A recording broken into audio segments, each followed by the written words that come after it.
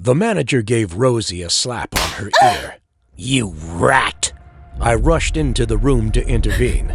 I wanted to smack that guy, but something held me back. A pickpacker at Target was the only job I had, so I didn't want to mess it up just because of a conflict with this damn guy. So I took Rosie out of there and comforted her. But she just didn't say a word, and I could see the blood draining from her face. The crusty manager went out again. So I took this chance to gossip with Claire at the receptionist's table. We were chit-chatting about the manager. Not because we were mean, just he was really obnoxious and he deserved it. It was said that Rosie took the elevator, which really made the manager angry. The story of Rosie and the forbidden elevator kept floating in my head. After all, what did she do with the elevator? And how was that related to the manager's overreaction? I meant, was something terrible in that elevator? I want to try it. I suggested. But if you get caught, you will get fired. Claire resisted. He's not here anyway. If he comes back, just give me a warning call, okay? I said, then stepped toward the elevator. It was just a normal elevator. There was nothing strange at all. I was too busy focusing on every corner until the elevator door opened. All I saw was totally silent and dark space. I turned on the flash to see the way. The light switch didn't work.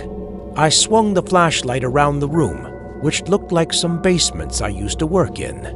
But the floor was pretty dirty, and the Target crates were strewn all over.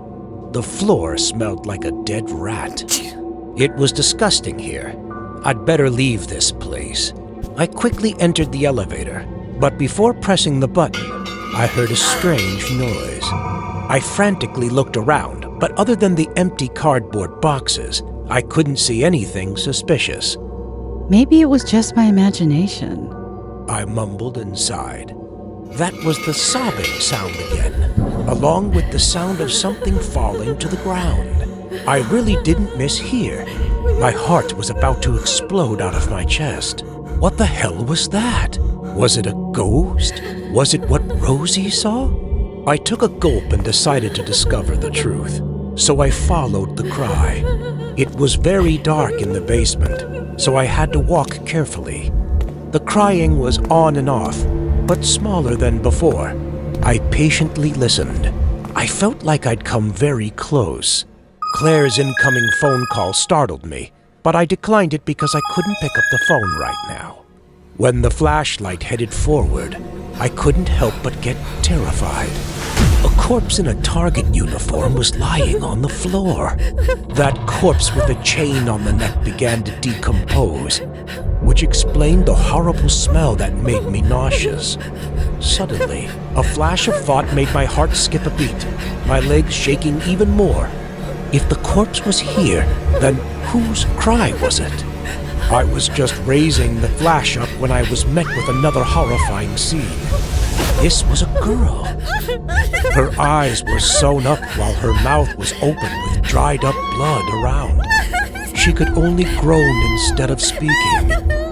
Oh my God! Rosie, is that you? I was even more horrified when I recognized Rosie by her hair color and clothes. At this moment, there were sounds of footsteps coming.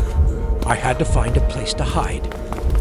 The flashlight flickered, getting closer and closer to Rosie, and then I saw a familiar face. That was the manager. When he stood right in front of Rosie, he grabbed her by the hair and slapped her face several times. I witnessed everything, yet could do nothing. My phone rang again, and I hurriedly turned it off. "Who's that?" The manager was startled. I heard him walking towards me. The closer he got, the faster my heart thumped. Without any time to think, I ran away. He immediately chased after me. Suddenly, I tripped over the box and fell. No, my time was running out.